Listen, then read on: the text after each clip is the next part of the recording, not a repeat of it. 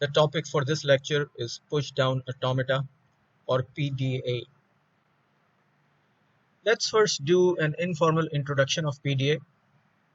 The push-down automata or PDA is in essence an NFA with epsilon transitions allowed and a stack that can store a string of stack symbols.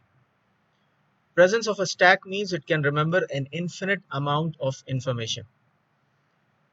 If you recall, when we did finite automata, we said there is a restriction. We do not have any memory. We cannot store any information. But now what we are doing is we are providing a place to store in the form of a stack. So basically what we are saying here is we have a combination of finite state control and a stack. Finite state control जो है उसकी restriction ये है कि वो NFA है और उसमें एप्सिलॉन ट्रांजिशंस अलाउड है और इसकी हम एग्जांपल देखेंगे तो आगे हमें पता लगेगा कि ये कैसे यूज हो रहा है और साथ में हमने स्टैक भी दिया हुआ है। स्टैक होने से हमें फायदा ये होगा कि हम इसमें इंफॉर्मेशन स्टोर कर सकेंगे स्टैक के फॉर्म में। That means last in first out. आपने डेटा स्ट्रक्चर्स में कवर किया होगा कि जो भी इंफॉर्मेशन आप स्टैक में आखिर में स्टोर कर रहे होंगे वो आप पहले रिट्रीव कर सकते हैं। So we use PDAs to recognize all and only the context free languages. वो सारी लैंग्वेजेस जो कॉन्टेक्स्ट फ्री लैंग्वेजेस कंसिडर की जाती हैं उनके लिए हम PDAs कंस्ट्रक्ट कर सकते हैं। कॉन्टेक्स्ट फ्री लैंग्वेजेस में कुछ नॉन रेगुलर लैंग्वेजेस भी होती हैं। सारी रेगुलर लैंग्वेजेस होंगी और कुछ नॉन रेगुलर लैंग्वेजेस होंगी।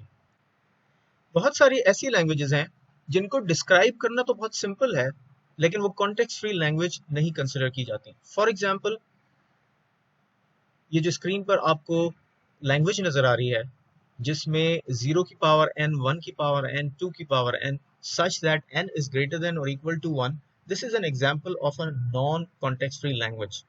इसको हम इंग्लिश में इस तरह भी डिफाइन कर सकते हैं, the set of strings consisting of equal groups of zeros, ones and twos. Finite state control reads input one symbol at a time.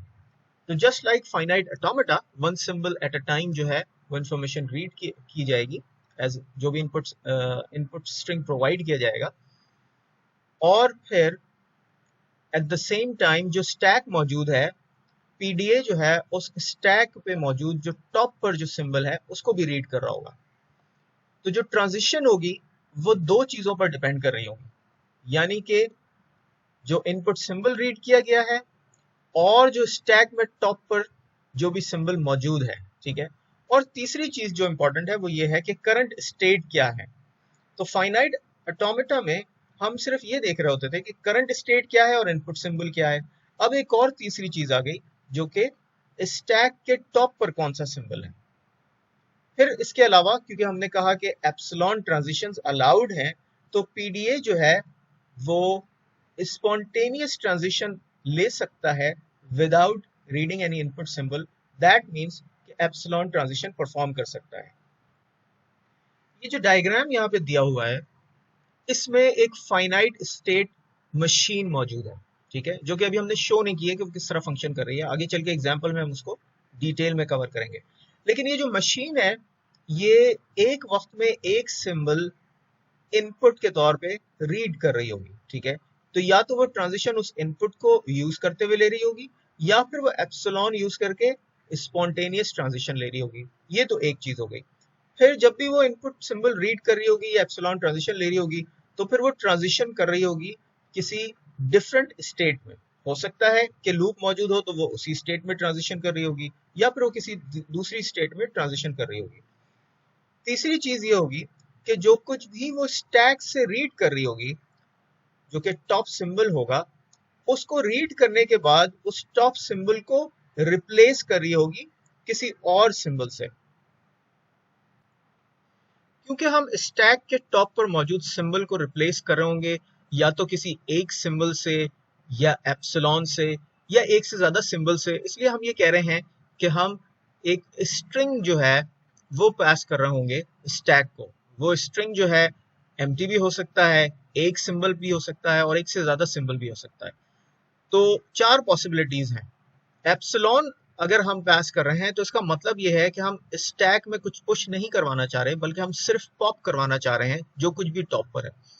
अगर हम एक सिंबल प्रोवाइड कर रहे हैं तो ये पॉसिबिलिटी है कि जो ऑलरेडी टॉप पर सिंबल मौजूद है स्टैक में, वही सिंबल हम उसको दे रहे हो, यानी कि कुछ रिप्लेस ना हो रहा।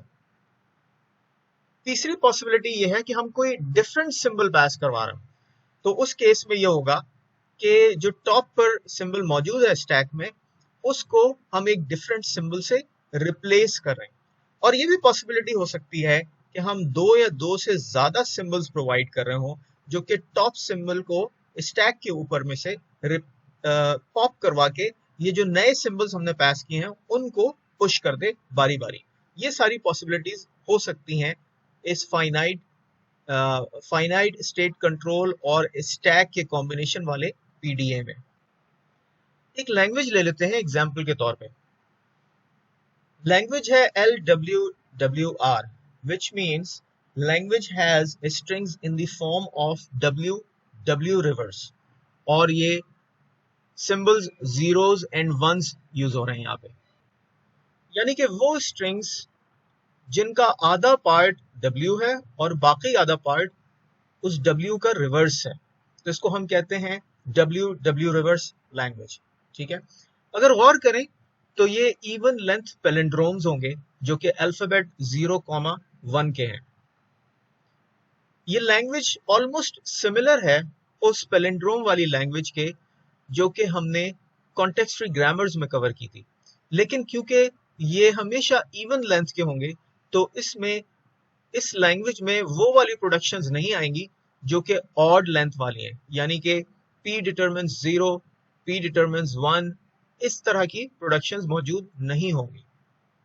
तो स्ट्रिंग्स, इस तरह के स्ट्रिंग्स 010 ये एक पैलिंड्रोम है, लेकिन ये इवन लेंथ पैलिंड्रोम नहीं है। इसी तरह 11011 ये एक पैलिंड्रोम तो है, लेकिन इवन लेंथ पैलिंड्रोम नहीं है। तो हमारी एग्जाम्पल जो है वो और ज्यादा रिस्ट्रिक्टेड है, हम सिर्फ इवन लेंथ पैलिंड्रोम्स की बात कर रहे हैं, और उसके लिए हम उसको इस तरह भी डिफाइन कर सकते हैं कि ये WWR के फॉर्म में स्ट्रिंग्स रखती है। जब हम इस मशीन को डिजाइन करने जाएंगे तो सबसे पहली चीज जो होगी वो एक स्टार्ट स्टेट होगी जिसको हम Q0 का नाम दे रहे हैं, और ये स्टार्ट स्टेट स्ट्रिंग के वो वाले पार्ट को रीड कर रही होगी जो कि W वाला पोर्शन है। अभी हम इस पीडीए का बहुत ही हाई लेवल डिजाइन देख रहे हैं, अभी हम ज्यादा डिटेल में नहीं जा रहे। तो हम ये कह रहे हैं कि अगर एक एग्जाम्पल है जिसमें कुछ सिंबल्स मौजूद हैं तो इसका आधा पोर्शन W होगा और आधा पोर्शन WR होगा। यानी कि अगर इस स्ट्रिंग को हम यहाँ राइट पर लिखें तो इसके शुरू के जो 4 सिंबल्स हैं वो W को रिप्रेजेंट कर रहे हैं, यानी ये एक स्ट्रिंग को रिप्रेजेंट कर रहे हैं, और उसके बाद वाले यानी कि आखिर के जो 4 सिंबल्स हैं वो उसी W के रिवर्स को रिप्रेजेंट कर रहे हैं। अगर हम उसको रिवर्स ऑर्डर में लिख लें तो ये आखिरी 4 सिंबल्स जो हैं वो WR वाला पार्ट है। तो जब भी हम इस मशीन को ऐसा स्ट्रिंग पास करेंगे जो कि WWR के फॉर्म में होगा, तो वो मशीन स्टेट Q0 में रहते हुए W के सारे सिंबल्स 1 बाय 1 रीड करती जाएगी और उन सिंबल्स को 1 बाय 1 स्टैक में पुश करती जाएगी। और जैसे ही W वाला पार्ट खत्म हो जाएगा तो ये मशीन एप्सिलॉन ट्रांजिशन लेके Q1 में चली जाएगी और Q1 में रहते हुए ये WR वाला पार्ट रीड करेगी। तो जब वो WR वाला पार्ट रीड करेगी तो यहां से अगर हम देखें कि WR में पहले 1 रीड कर रही है, ठीक है, तो स्टैक में उसने जो कुछ पुश किया होगा वो उसके रिवर्स ऑर्डर में पुश हो चुका होगा ऑलरेडी। यानी कि Q0 में रहते हुए यहां से पहला सिंबल रीड किया W से 1 और उसको स्टैक पे पुश कर दिया, ठीक है। फिर दूसरा सिंबल रीड किया 0, उसको स्टैक पे पुश कर दिया। फिर तीसरा सिंबल 0, फिर चौथा सिंबल 0, चौथा सिंबल 1। इस तरह ये W वाला पार्ट कंप्लीट हो गया। जब ये मशीन Q1 में आई तो अब जब WR वाला पार्ट रीड कर रही है यानी कि यहाँ से 1 रीड किया तो इसने स्टैक में देखा कि टॉप पर क्या मौजूद था और उसको देखा क्या वो मैच कर रहा है उस इनपुट सिंबल से जो रीड किया गया। तो अगर ये दोनों मैच कर रहे हैं तो इसका मतलब ये है कि जो सिंबल रीड किया है वो पहले रीड किए जाने वाले W के रिवर्स ऑर्डर में ही है सो फार। ठीक है, तो इसका मतलब ये है कि फिर ये इसको पॉप करवा देगी 1 को, फिर अगला सिंबल रीड करेगी 0। जब वो इस 0 को रीड करेगी तो फिर इस वक्त यहाँ पे 0 रह चुका होगा, यानी कि ये 1 पॉप किया जा चुका है, अब टॉप पर सिर्फ 0 है तो इस 0 को भी पॉप करवा देगी। फिर अगला सिंबल यहां से रीड करेगी 0 और यहाँ पे टॉप पर 0 मौजूद होगा। इसका मतलब ये है कि जो W एंटर किया गया था, अब जो सिंबल्स आ रहे हैं वो उसके रिवर्स ऑर्डर में ही आ रहे हैं, तो इसलिए अब इस 0 को भी पॉप करवा देगी। फाइनली जब ये आखिर में 1 रीड करेगी तो ये आखिरी वाला 1 जो है ये पहले वाले 1 के साथ मैच कर रहा है, यानी कि सबसे पहले जो एंटर किया गया था। इसका मतलब ये है कि अब तक जो कि हमने स्ट्रिंग पूरा पुश किया था, जो रीड किया था, और बाकी वाला पोर्शन जो हमने WR वाला पोर्शन रीड किया है वो पहले W वाले पार्ट के बिल्कुल रिवर्स ऑर्डर में ही था। तो इसका मतलब ये हुआ कि ये जो स्ट्रिंग हमें पास किया गया है वो वाकई उस फॉर्म में है, WWR के फॉर्म में है। तो इसका मतलब ये है कि ये स्ट्रिंग जो है लैंग्वेज में मौजूद है, और जब ये सारे इनपुट सिंबल रीड करने के बाद स्टैक अगर एम्प्टी हो जाती है, जो कि इस आखिरी सिंबल को रीड करने के बाद अब वाकई एम्प्टी हो गई है, तो और स्ट्रिंग भी हमारे पास खत्म हो गया है, इसका मतलब ये है कि जो स्ट्रिंग रीड किया गया है वो वाकई WWR के फॉर्म में था। और फिर यहाँ से Q1 से फिर ये अगेन एक एप्सिलॉन ट्रांजिशन लेके Q2 में चले जाएगी और स्ट्रिंग को एक्सेप्ट कर लेगी। हम अपनी एग्जांपल को थोड़ी देर में और डिटेल में देखेंगे, लेकिन उससे पहले हम थोड़ा सा इसको फॉर्मली डिफाइन कर दें। तो यहाँ पे हम देख रहे हैं कि 7 कंपोनेंट्स हैं। जो चीजें हम जिनसे ऑलरेडी फेमिलियर हैं वो सेट ऑफ स्टेट्स Q, ठीक है, finite set of input symbols जिसको हम सिग्मा कहते हैं। जो नई चीज है वो यहाँ पे एक टाओ है, यानी कि ये स्टैक अल्फाबेट है। वो सारे सिंबल्स जो स्टैक में मौजूद हो सकते हैं उनको हम एक सेट में रखते हैं और उसको हम कह रहे हैं कि ये स्टैक अल्फाबेट है और उसका नाम हम टाओ दे रहे हैं। ट्रांजिशन फंक्शन यहाँ पे भी मौजूद है। ट्रांजिशन फंक्शन थोड़ा सा डिफरेंट है। पहले अभी तक हम Q और A को ही देखते हुए आए हैं, लेकिन अब हम X को भी यूज कर रहे हैं। X क्या रिप्रेजेंट कर रहा है? इस स्टैक के ऊपर मौजूद जो सिंबल है टॉप पर, ठीक है। उसके बाद Q0 हमें मालूम है कि स्टार्ट स्टेट है। यहां पर एक और नई चीज इंट्रोड्यूस कर रहे हैं हम, Z0। Z0 जो है वो स्टैक के बॉटम को रिप्रेजेंट कर रहा है, यानी कि अगर हम स्टैक को रीड कर रहे हैं और अगर हमें Z0 नजर आए तो इसका मतलब ये है कि स्टैक जो है वो एम्प्टी है।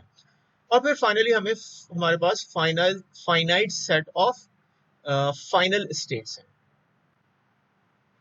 ट्रांजिशन फंक्शन, इसका जो आउटपुट आएगा वो सिंपली P के फॉर्म में नहीं आएगा जैसे फाइनाइट ऑटोमेटा में होता था, बल्कि एक और यहाँ पे कंपोनेंट है जिसको हम गैमा से रिप्रेजेंट कर रहे हैं। और गैमा जो है वो सिंबल है जो कि स्टैक में मौजूद टॉप पर जो X था उसकी जगह रखा जाएगा, यानी कि X को पॉप कर दिया जाएगा और गैमा को उसकी जगह रिप्लेस कर दिया जाएगा। तो अगर गैमा की जगह हम एप्सिलॉन लिख रहे हैं तो उसका मतलब यह है कि जो कुछ भी स्टैक में मौजूद है वो पॉप करवा लिया जाएगा। और गैमा की जगह अगर हम X लिख रहे हैं तो इसका मतलब यह है कि क्योंकि हमने स्टैक के टॉप पर मौजूद सिंबल के लिए पहले भी X यूज किया था, इसका मतलब यह कि कोई चेंज नहीं हो रहा है स्टैक में। और अगर हम गैमा की जगह Y, Z दो सिंबल्स यूज कर रहे हैं तो इसका मतलब यह है कि X की जगह हम Z को रिप्लेस कर रहे हैं और एक नया सिंबल पुश कर रहे हैं जो कि Y है, और Y Z के ऊपर जो है वो पुश होके टॉप पर Y आ जाएगा। तो जो एग्जांपल हमने थोड़ी देर पहले देखी थी पुश डाउन ऑटोमेटा की, जो कि अभी डिटेल में नहीं देखी, अभी हम थोड़ी देर में उसको और डिटेल में देखेंगे, उसमें नंबर ऑफ स्टेट्स जो हैं वो 3 है, इसलिए सेट ऑफ स्टेट्स में Q0, Q1, Q2 आ रहा है। उसमें जो इनपुट सिंबल्स हैं वो 0, 1 है। स्टैक सिंबल 0, 1 के अलावा Z0 भी है। Z0 जो है वो बॉटम ऑफ द स्टैक को रिप्रेजेंट कर रहा है। डेल्टा जो है वो हमारा ट्रांजिशन फंक्शन है, स्टार्ट स्टेट Q0 है, और Z0 अलग से हम जो है वो बॉटम ऑफ द स्टैक के लिए यूज कर रहे हैं, तो हमने अलग से मेंशन भी किया है। और फाइनल स्टेट इसमें एक ही है जो कि Q2 है। अब हम उसी एग्जाम्पल को और डिटेल में देख रहे हैं, यानी कि अब हमने उसमें ट्रांजिशंस भी लिख दी हैं। अगर हम ये सिर्फ सिंपली फाइनाइट ऑटोमेटा होता तो दो पॉसिबिलिटीज होती ट्रांजिशंस की, 0 की ट्रांजिशन हो रही होती या 1 की ट्रांजिशन हो रही होती इस Q0 स्टेट से। लेकिन क्योंकि हमने स्टैक को भी रीड करना है कि स्टैक के टॉप पर कौन सा सिंबल है, तो क्योंकि स्टैक में 3 पॉसिबिलिटीज हैं, 0 की, 1 की और Z0 की, इन तीनों में से कोई भी हो सकता है टॉप पे। तो इसका मतलब ये है कि इनपुट सिंबल अगर 0 है तो फिर साथ में ये भी पॉसिबिलिटी हो सकती है कि स्टैक में टॉप पर Z0 हो, या स्टैक में टॉप पर जो है वो 0 हो, या फिर स्टैक में टॉप पर 1 मौजूद हो। इसलिए हमें यहाँ पे 6 ट्रांजिशंस जो हैं वो लिखनी पड़ी हैं, यानी कि 0 और 1 इनपुट सिंबल्स के साथ, ये हर एक के साथ ये 3 पॉसिबिलिटी, तो 3 + 3 टोटल 6। तो Q0 में रहते हुए जब तक हम W वाला पार्ट रीड कर रहे हैं तो ये सारी पॉसिबिलिटीज हैं। उसके बाद फिर हम एप्सिलॉन ट्रांजिशन ले रहे होंगे, ठीक है। और एप्सिलॉन ट्रांजिशन में इनपुट सिंबल नहीं यूज होता, तो इसलिए हमने यहाँ पे सिंपली एप्सिलॉन लिखा हुआ है। हाँ, स्टैक में पॉसिबिलिटी है कि टॉप पर या तो Z0 हो, या 0 हो, या 1 हो। और फिर जब हम Q1 में आ जाएंगे तो फिर सक्सेसफुली वही ट्रांजिशन एग्जीक्यूट होगी जिसमें जो सिंबल रीड किया जा रहा है अगर वो मैच हो रहा है स्टैक के टॉप वाले सिंबल से। और जब वो मैच हो रहा है तो फिर हम उसको पॉप करवा रहे हैं। तो यहाँ पे स्लैश के बाद अगर हमने एप्सिलॉन लिखा हुआ है तो ये एप्सिलॉन ट्रांजिशन को रिप्रेजेंट नहीं कर रहा, बल्कि ये सिंपली यहाँ पे ये रिप्रेजेंट कर रहा है कि स्टैक में जो टॉप पर सिंबल है उसको पॉप करवाया जा रहा है। और फिर फाइनली जब सारा स्ट्रिंग खत्म हो जाएगा, यानी कि WR वाला पार्ट भी हम रीड कर लेंगे, तो उसके बाद जो है, और स्ट्रिंग अगर हमारा खत्म हो गया है तो इसका मतलब यह है कि कोई इनपुट सिंबल नहीं बचा है, हम अगेन एप्सिलॉन ट्रांजिशन लेंगे। और स्टैक उस वक्त जरूरी है कि एम्प्टी हो, क्योंकि Z0 रिप्रेजेंट कर रहा है स्टैक के बॉटम को। हमें अगर स्टैक का बॉटम नजर आ रहा है तो इसका मतलब यह है कि स्टैक में कोई भी सिंबल मौजूद नहीं है, स्टैक एम्प्टी है। तो यहाँ ट्रांजिशन जो है वो Q2 में चली जाएगी और हमारी मशीन क्योंकि यहाँ आके स्टॉप कर जाएगी, तो उसका मतलब ये है कि स्ट्रिंग जो है वो एक्सेप्ट हो गया है। एक एग्जांपल कवर कर लेते हैं। लेट्स से कि हम इसको इनपुट पास कर रहे हैं 10111101। तो अगर हम इसको खुद से देख रहे हैं तो हम इसको देख के पहचान सकते हैं कि ये WWR के फॉर्म में है, यानी कि इसके शुरू के 4 सिंबल्स को अगर हम अलग कर दें यहाँ पे और आखिर के 4 सिंबल्स को अलग कर दें, तो फिर हम ये देख सकते हैं कि W जो है उसके रिवर्स ऑर्डर में ही उसका आखिरी पार्ट आ रहा है उस स्ट्रिंग का। तो अब हम करेंगे ये कि इस स्ट्रिंग के सिंबल को 1 बाय 1 रीड करते जाएंगे, और जब तक W जो है वो रीड कर रहे हैं हम Q0 में रहते हुए इसको पुश करते जाएंगे स्टैक में, और उसके बाद फिर जो है WR को हम रीड करेंगे, तो हम चेक करेंगे कि क्या वाकई स्टैक में उसके रिवर्स ऑर्डर में मौजूद हैं कि नहीं है सिंबल्स, और फिर हम ये डिसाइड करेंगे कि स्ट्रिंग एक्सेप्ट होगा या नहीं होगा। तो हमारी मशीन जब रीड करना स्टार्ट करेगी तो सबसे पहले ये 1 को रीड करेगी, और ओरिजिनली स्टैक जो है वो एम्प्टी होगी, यानी कि स्टैक में हमें Z0 नजर आ रहा होगा। तो जब ये 1 रीड करेगी तो यहाँ पे हम देख सकते हैं कि 1 और Z0 वाली ट्रांजिशन ये दूसरी वाली है, तो ये हमें ये बता रही है कि इनपुट सिंबल अगर 1 होगा और स्टैक में टॉप पर Z0 है, तो फिर हमने स्टैक में Z0 के ऊपर 1 को पुश कर देना है। तो ये हमने 1 को Z0 के ऊपर पुश कर दिया, और यहां से अब हम इस 1 को क्रॉस कर देते हैं ताकि हम ये बता सकें कि ये 1 हमने ऑलरेडी रीड कर लिया है। अगला सिंबल जो हम रीड कर रहे हैं वो है 0। 0 की ट्रांजिशन यहां देखनी है कि 0 सिंबल रीड कर रहे हैं एज एन इनपुट और स्टैक में टॉप पर 1 मौजूद हो, तो कौन सी ट्रांजिशन रन होगी। तो 0 1 वाली ये चौथी ट्रांजिशन है। इस केस में हम इस 0 को 1 के ऊपर पुश कर देंगे स्टैक में, तो 1 ऑलरेडी मौजूद है, इसके ऊपर हम 0 को पुश कर देंगे। तो हमने इस 0 को स्टैक में टॉप पर पुश कर दिया। अगला सिंबल जो हम रीड कर रहे हैं वो 1 है, और स्टैक में 0 पे स्टैक में टॉप पर 0 है, तो 1 0 वाली ये ट्रांजिशन है, यानी कि अब हम इस 0 के ऊपर 1 को पुश कर देंगे। तो हमने 1 को पुश कर दिया और फिर हमने चौथे सिंबल को रीड किया, वो भी 1 था, तो 1 1 की ट्रांजिशन रन हुई, यानी कि हमने इस 1 को भी स्टैक के ऊपर पुश कर दिया। W वाला पार्ट हमने हमारी मशीन ने रीड कर लिया। अब यहां से Q0 से एप्सिलॉन ट्रांजिशन होगी without reading any input symbol, और WR वाला पोर्शन रीड किया जाएगा और इनको बारी बारी रीड करते हुए ये चेक किया जाएगा कि स्टैक के टॉप पर मैचिंग हो रही है या नहीं हो रही है। तो जब हम ये 1 रीड कर रहे हैं, स्टैक के टॉप पर 1 मौजूद है, तो 1 इनपुट और स्टैक के टॉप पर 1 वाली जो ट्रांजिशन है वो हमें ये कह रही है कि स्टैक में जो कुछ भी टॉप पर है उसको पॉप करा दें। ठीक है, एप्सिलॉन इस पोजीशन पे अगर आ रहा है तो इसका मतलब ये है कि ये हमें ये कह रहा है कि स्टैक के टॉप सिंबल को पॉप करवाना है। एप्सिलॉन अगर यहाँ शुरू में आ रहा है तो इसका मतलब ये है कि ये एप्सिलॉन ट्रांजिशन को रिप्रेजेंट कर रहा है, तो हम इस 1 को यहाँ से पॉप करवा देते हैं। ये हमने पॉप करवा दिया और अब इसका मतलब ये है कि पहला वाला 1 स्ट्रिंग स्टैक से जा चुका है और अब ये वाला 1 जो है वो टॉप पर मौजूद है। अगला सिंबल जो हम रीड करेंगे वो ये वाला 1 है। ठीक है, और फिर हम इसको देखेंगे कि 1 और टॉप पर 1 मौजूद है, इसका मतलब ये वाली ट्रांजिशन रन होगी, तो ये वाला 1 भी जो है वो पॉप करवा देंगे। इसी तरह उसके बाद हम 0 रीड करेंगे और स्टैक में उस वक्त टॉप पर 0 मौजूद होगा, तो हम इस 0 0 वाली ट्रांजिशन को रन करेंगे, यानी कि इस 0 को भी पॉप करवा देंगे। आखिर में ये 1 रह गया यहाँ पे और स्टैक में भी टॉप पर 1 है और ये भी मैच कर रहा है 1 1 की ट्रांजिशन, हम इसको भी पॉप करवा देंगे।